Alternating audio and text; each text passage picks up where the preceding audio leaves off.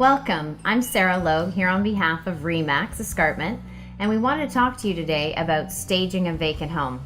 I'm joined with Trisha Ross of Ross Interiors, and she's going to take us through some of the highlights and the importance of staging, period.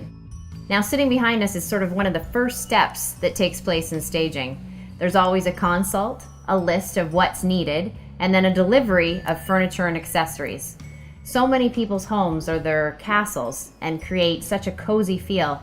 The reality of staging is, how do we open up the space and really truly show the assets of the home, not the assets of the homeowner? I love when you do that pre-consult and give people that short list. What is usually on the short list to do right out of the gate before you come back? It starts with a good cleaning. That is number one. First impressions are really important, so you want your buyer to come in and feel like the home was well cared for.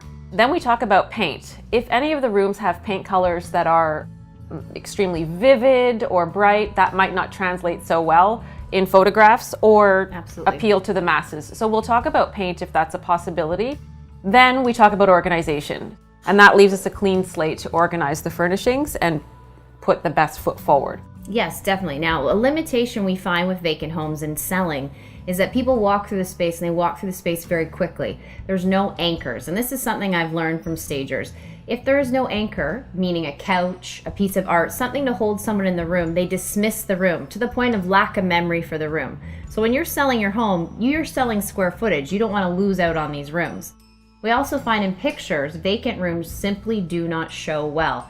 They're not giving you any point of interest or any point of reference to come look at that space. How are we going to work such a large vacant home and create that interest factor? With the furnishings, we're going to create living spaces as most families typically use them. Yeah. We will set up the kitchen, we'll set up the living room, the family room, we'll set up a dining room. We'll decorate those spaces so that they feel loved without impeding buyers from mentally moving in.